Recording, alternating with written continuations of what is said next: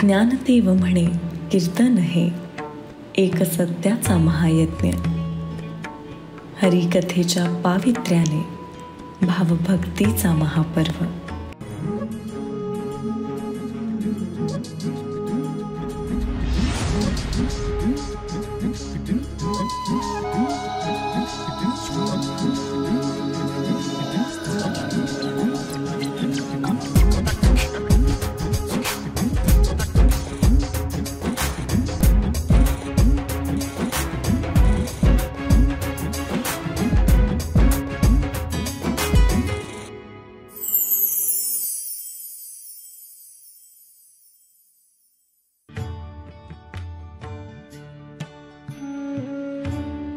या संपूर्ण जन्मोत्सव सोहळ्यात जर काही क्षण अमृततुल्य ठरले असतील तर ते म्हणजे या महोत्सवातील कीर्तन सेवा.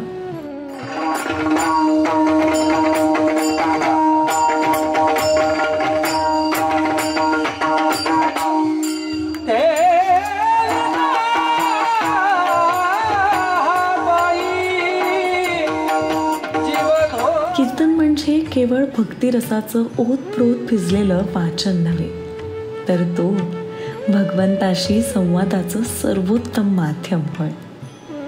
आणि या संवादाला श्री सद्गुरु ताजी महाराजांच्या कृपाशीर्वादाने अनंत दैवी रूप प्राप्त झालं.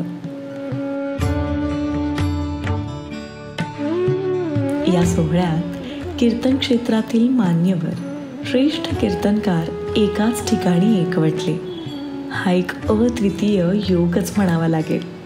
हे घडणं म्हणजे केवळ महाराजांचीच इच्छा आणि आशीर्वाद. ज्या विभूतींनी या सोहळ्याची आध्यात्मिक उंची वाढवली त्यांचे दर्शन म्हणजे एक पर्वणीच ठरली.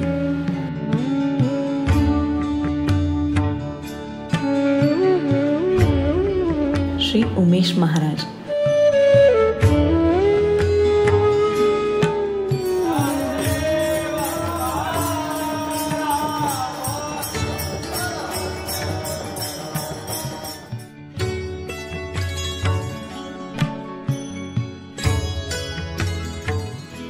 ज्यांच्या वाणीतील तेजाने सोहळ्याचा कळस गाठला.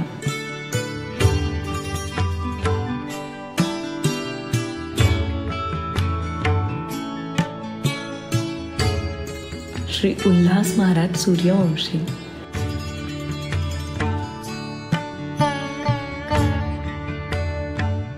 ज्यांनी आपल्या सुमधुर वाणीने कीर्तनाचे महात्म्य वाढवले. का म्हणे ते हे आशीर्वादे बळी, आणि यांना जर छळलं काय त्याला नरक प्राप्तीशिवाय दुसरं फळ नाही. विठ्ठल.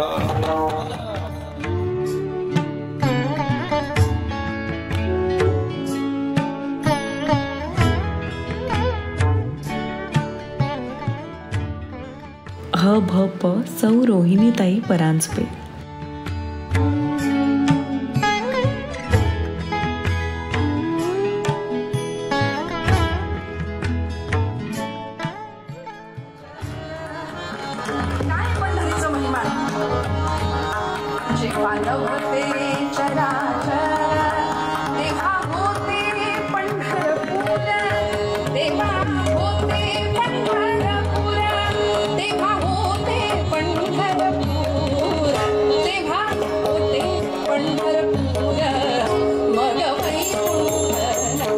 त्यांच्या कीर्तनात स्त्री शक्तीचं तेज, करुणेचा स्पर्श आणि अध्यात्माची गोडी त्रिवेणीसारखी अनुभवता आली.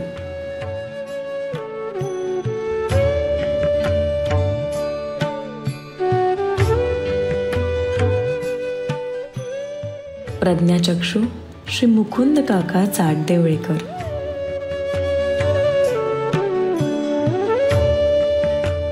ज्यांच्या स्वरांनी हृदयाचा ठाव घेतला.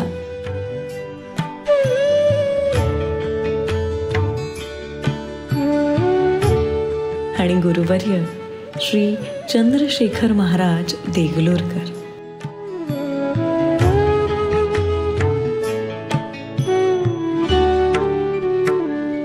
ज्यांच्या कीर्तनाने भक्तिरसाच्या अखंड गंगाजळी प्रवाहित झाली.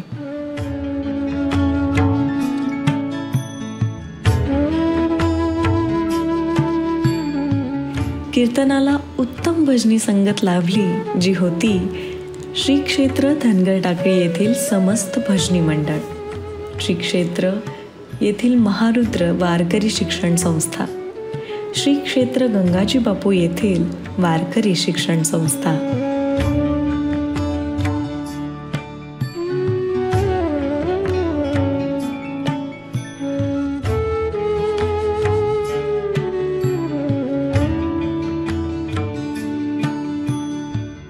तसेच या सोहळ्यात संगीत साधनेची अलौकिक साथ लाभली. मृदुंगाचार्य श्री वैभव महाराज माऊलीकर, गायनाचार्य श्री शिवमूर्ती महाराज जेकेकर तेलंगणा, गायनाचार्य श्री कुलदीप महाराज खोत आळंदी तेवाचे.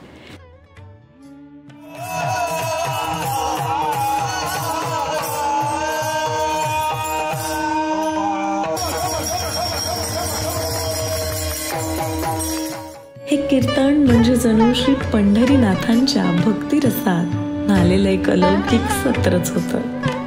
यातील प्रत्येक शब्द, प्रत्येक स्वर, प्रत्येक गजर म्हणजे साक्षात विठोबाचे स्मरण होते.